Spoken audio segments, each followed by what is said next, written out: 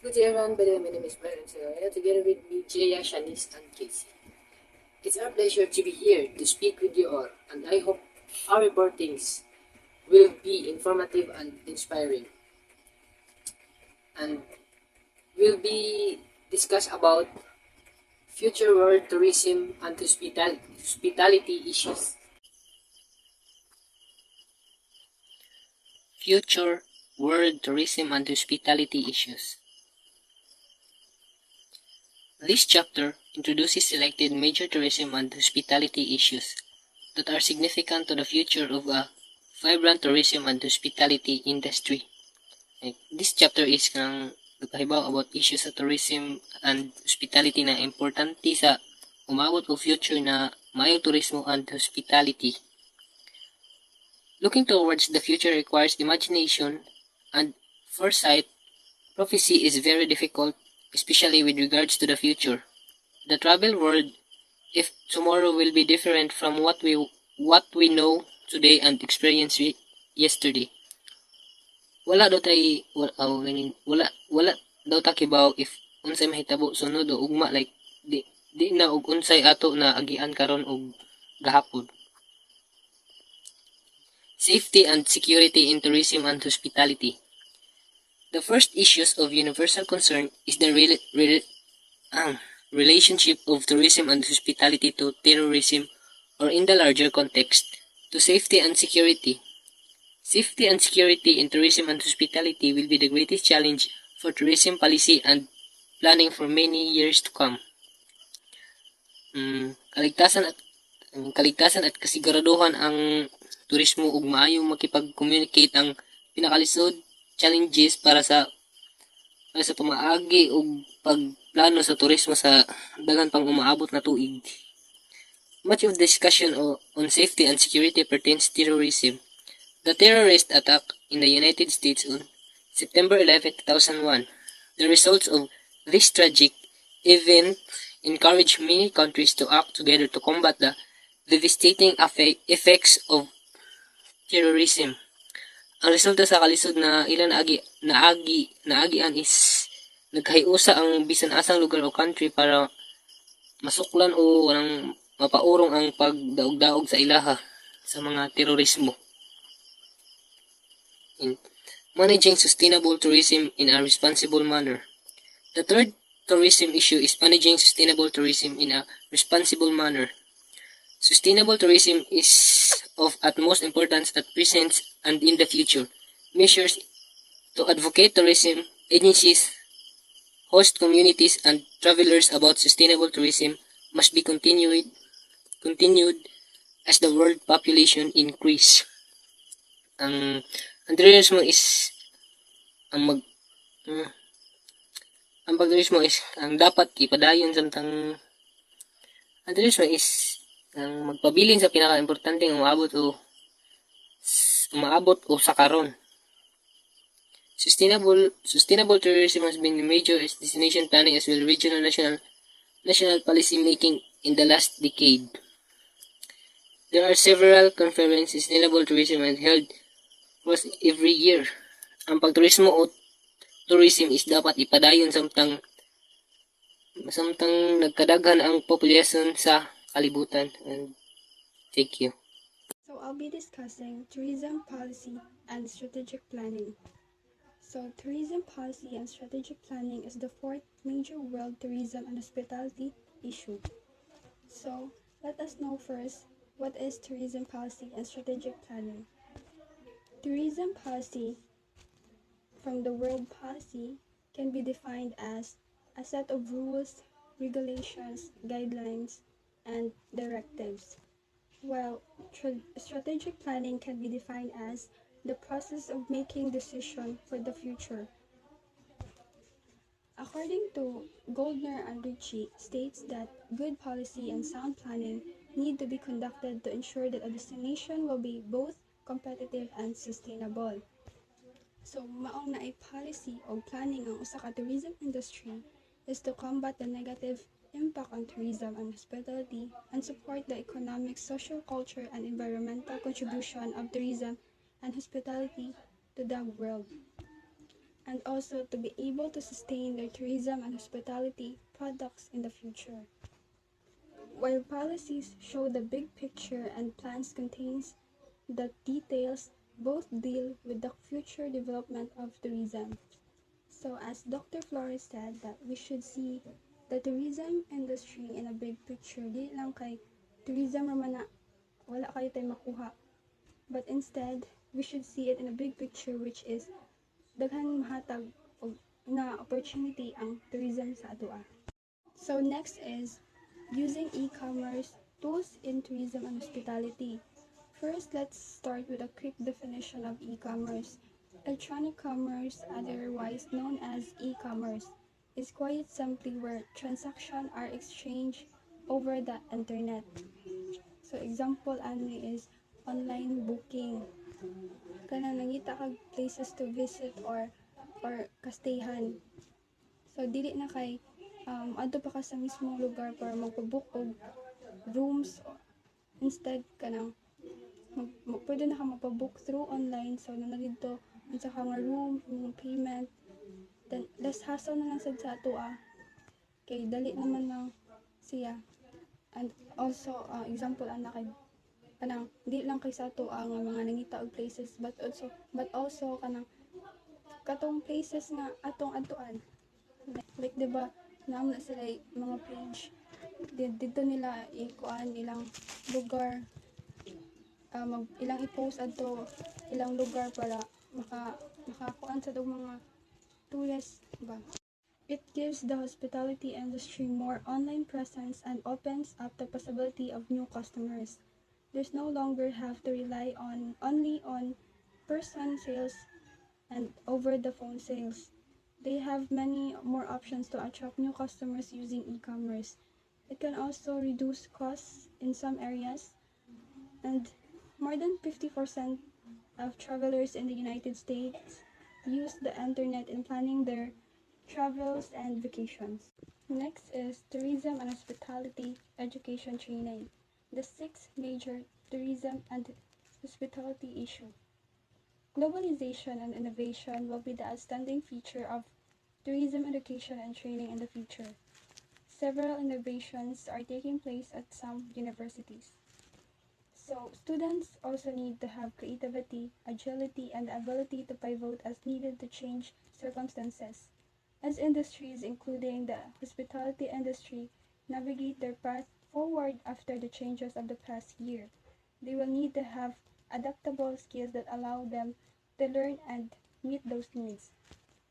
Training also helps students transform their learning into a viable future career. In some parts of the world, hospitality is not viewed as a good career option, but these skills can also translate to other service-oriented industries, such as banking. The seven major tourism and hospitality issue refers to emerging tourism and hospitality markets, focusing on China and India due to their growing economies and population. Russia is also mentioned as a potential future player. Europe remains a significant player in tourism and hospitality, accounting for half of global market. Asia and the Pacific are growing rapidly, surpassing the Americans and regional market growth. The United States, Canada, and Mexico continue to influence the American street and international tourism receipt. For my explanation, Europe is a major force in the tourism industry, representing 50% of the worldwide market, while the Asia and the Pacific are quickly expanding outpacing the Americans and regional growth, with the United States, Canada, and Mexico still have a substantial impact on the American tourism income. United Arab Emirates as an emerging market due to its diversification effort beyond petroleum. The United Arab Emirates' launch of unique tourism products like an endured ski slope has potential it as a global destination. Gabon and Africa, an oil-rich country shifting toward ecotourism to reduce economic dependence on oil. Gabon's plan includes designating 11% of the country as national parks with a focus on outdoor-related tourism. For my explanation, Gabon, an oil-rich African nation, is transitioning to economic to reduce its release on oil, aiming to set aside 11% of its land as national parks and emphasizing outdoor tourism activities as part of this strategy. South America hold potential and as an emerging tourism and hospitality market. It is relatively undeveloped, offering numerous opportunities for growing, especially if sustainable tourism policies are established. For my explanation, South America has untapped potential for tourism and hospitality growth, given its underdevelopment with significant opportunities for expansion, particularly if it implements sustainable tourism policies. The eighth major tourism and hospitality issue is quality tourism and hospitality products and experience. The demand from tourism from greater variety, flexibility, and high quality in their experience. Quality is a top priority for tourists when it comes to tourism and hospitality products. For my explanation, the eighth issue in tourism and hospitality is the growing demand from tourism from more diverse, flexible, and high quality experience, with quality being a top priority for them. Air travel is a significant concern regarding quality, with travelers expressing dissatisfaction despite lower costs compared to the past. Future of tourism and hospitality will bring new and diverse products from adventure travel to space tourism and healthcare related tourism. Travelers are increasingly looking for clean environment, nature-based and cultural tourism and are the informed due to e-commerce tools. Space tourism is a growing but expensive industry with Russia leading and space tourism policy.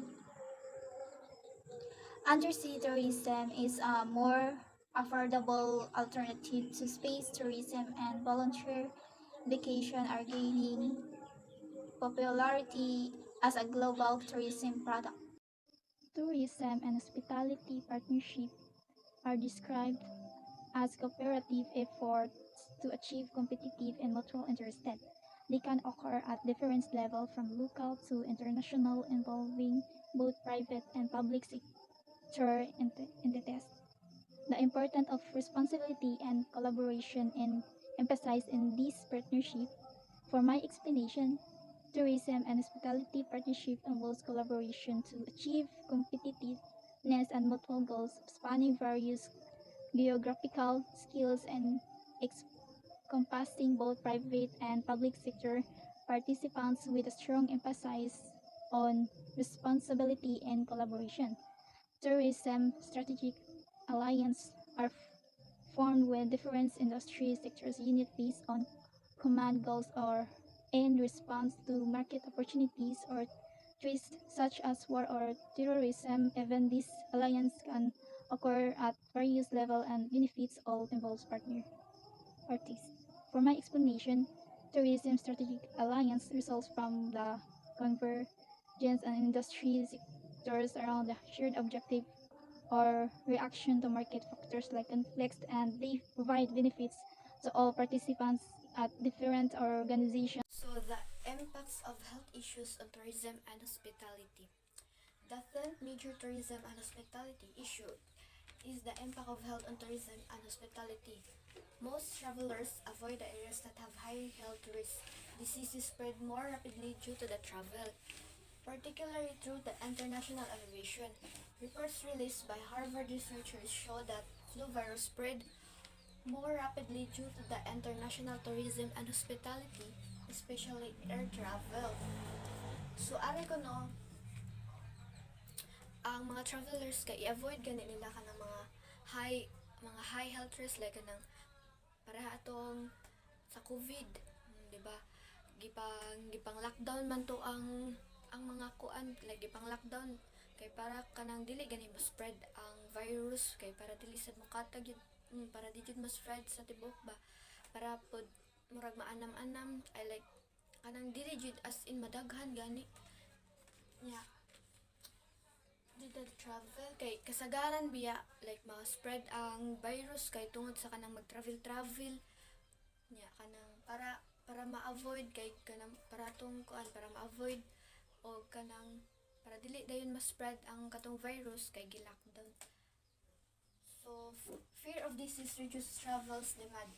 Other diseases that affect tourism and hospitality are AIDS, SARS, and foot and mouth disease. So, AIDS was originally brought to the United States and Canada by a flight attendant who contacted the disease in Africa. So, sa kaning AIDS kay kana gikan jud siya sa United States nya kana ang Canada nya na nakuan sa katong flight attendant nya dito gikan sa Africa. So SARS spread rapidly throughout Asia and Canada. Ang kaniyang SARS kay na-spread siya sa Asia and Canada. So the foot and mouth disease spread from the United to continental Europe. Due to the SARS scare, the hotel occupancy rate in Hong Kong went down from 85 to 5%. After the outbreak of SARS and the subsequent travel advisories from the World Health Organization, tourist arrivals in China, Hong Kong, and Vietnam, and Singapore decreased after the outbreak of the foot and mouth disease in Europe. The United Kingdom lost between Euros 2.7 and Euros 3.2 billion due to postponement and cancellation of trips. So, tungod gani sa kaniyang foot and mouth disease kay so na-spread man ang foot and mouth disease sa United Kingdom and continental of Europe. Yeah. Due to the kaniyang SARS kay kanang ang rate sa hotel sa Hong Kong kay ning ubos. So from 82% nahimo na siyang 5% kay tungod sa SARS niya. So to next.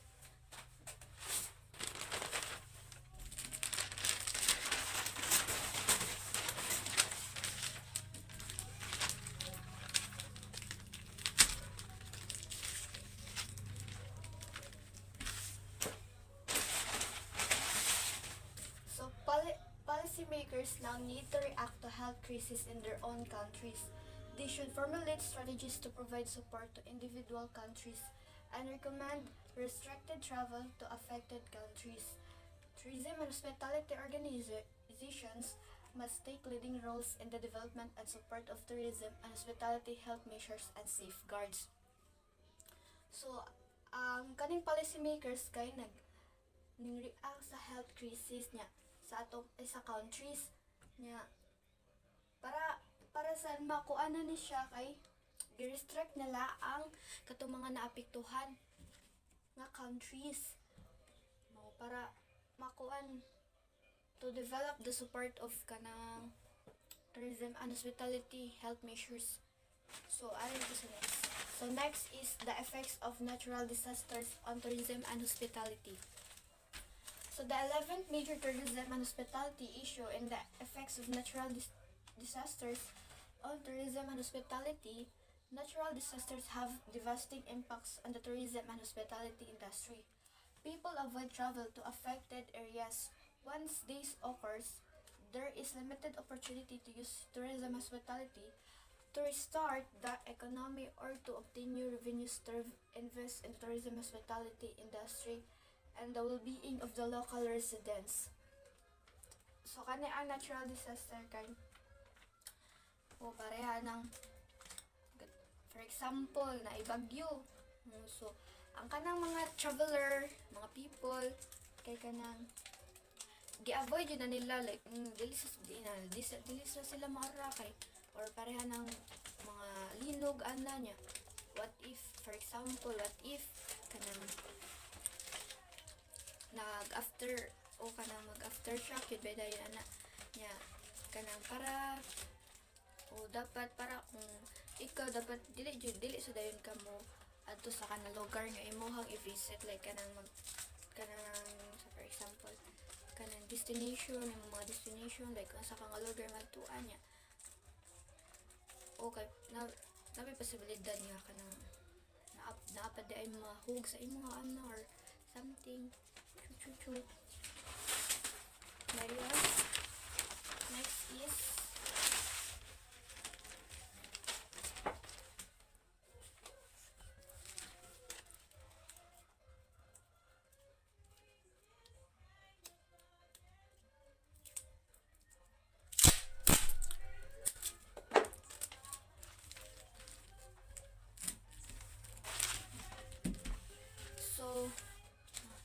airline disruptions caused by storms result in delays and cancellations in weather-affected locations. In addition, delays and groundings cause airplanes to be mislocated for the start of the next round of flights. Two major storms such as Hurricane Katrina in New Orleans, USA, and the tsunami in Phuket, Thailand caused mass disruptions in domestic and international tourism. After the hurricane, the New Orleans tourism and hospitality industry lost $5 billion per day due to the lack of tourist arrivals. The tsunami resulted in huge losses in tourism and hospitality in Thailand. So katuwa naagyan og Hurricane Katrina ang US or sa New Orleans, US na katong naagyan sila kay kanang ninggamay ilang tourist arrivals kay tungod sa bagyo tungod sa hurricane tungod sa hurricane kay ninggamay ilang tourist arrivals. So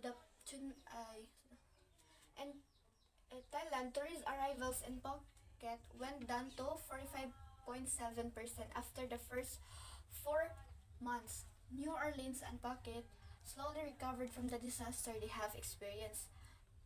So, ang New Orleans o Phuket kay naghinay-hinay sila og ka-recover sa katong mga niagi sa ilang mga disasters. So, because of the negative impacts of the natural disasters, new public policy tools and the best practice need to be developed that responds to natural disasters. Travelers need to transportation systems and alternative accommodations, access to telephones and other communication devices, and the places to stay in case their present lodging is destroyed or damaged. So sa ilang gipamaagi kay ang travelers kay need to transportation system like using the cell phones karon kay high-tech na biya kay mga mag-use na lang ta og mga sa cellphones kung sa mga kuan. Safety concerns include clean drinking water and the physical safety of the tourists. Tourist organization need to review contingency plans for workers. So isa lang gibuhat kay para makuan ang mga tourists kung clean ba nga water ang ilang gikuan para sa ilang safety. So policy formulation needs to address the following: provide the immediate needs to industry and guests, long-term recovery and rebuilding, and lastly, prevention and impact reduction. So, nagkuan sila og tourist organization sa mga guests.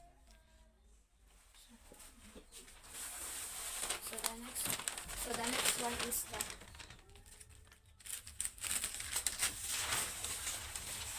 climate change.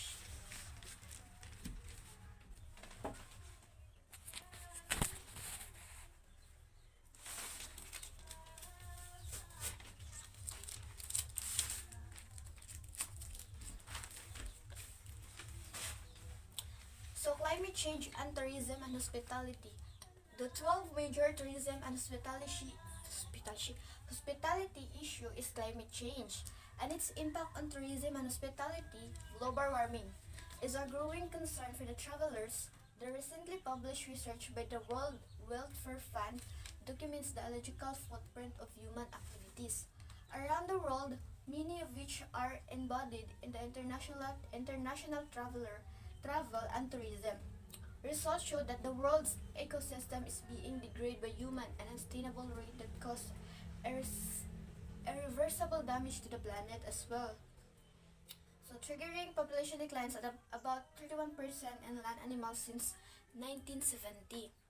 So freshwater creatures by 38% and marine animals by 27%. Consumption exceeds by about 25%. So of Earth's capacity to provide resources and absorb waste, recent projections by the Pew Research Center show that global warming will cause major shift in tourism and hospitality, with locations that have higher altitudes and latitudes becoming the winner while warming countries experience declines by about 20%. Climate change can cause a ripple effect in tourism and hospitality. Climate change will affect which certain location with tourists visit and what times of the year. This shift in travel patterns and the travel periods can have an impact on the travel destination, which in turn affects the environment, which turn changes when visitors decide to come. Environmental impacts will emerge from fossil power and all generation that support various forms of transportation from accompanying greenhouse gas productions. So ang kaniang climate change kay dako kayo og impact sa tourism and hospitality, like kanang for example kanang mga tao, like ang mga tao kay maapektuhan jud biya sa climate change, kay labi na kanang sa ilang kanang location gani nila nga ilang i-visit, like ana and what time of the year, kay like kanang murag kuan lagi kanang murag ma-cancel na lang sad pa kay tungod sa kanang climate change ana ni di jud biya matag-an ang panahon. Kay tungod ra sad biya sa ato ang anong nagka-climate change, kay kanang mga responsible human kita, kay di ta kabaw asay sakto para sa ato ang kalibutan niya moto. So grabe jud kayo ang impact sa climate change. So the last susumpay de.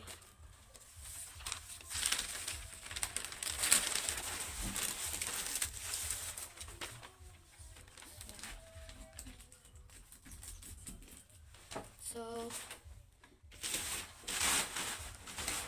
tourism and hospitality managers need to look for information proactively and take the lead in creating responses to projected changes. Tourism and hospitality industry sector should adopt long-term policies to protect their environments and their livelihoods. Local tourism and hospitality manager must focus on environmental issues to enhance the tourism and hospitality industry. So, like kanang example, plane trains and like kanang sakuan. So plane trains and automobiles, we use them to explore new destinations and connect with far-flowing family and friends. So at the same time, we are seeing the impact these modes of transportation can have on our climate, leading travelers to increasingly look for greener, more sustainable options. So, but climate change isn't only influencing how travelers get around, it also impacting where they visit, the accommodation they choose, and the activities that fill their itineraries. So here are few key ways the travel industry is changing and will continue to change in response to climate change. So it is the opting for greener transportation, choosing more eco-friendly destination, priority sustainable and accommodation. So that's it. Thank you.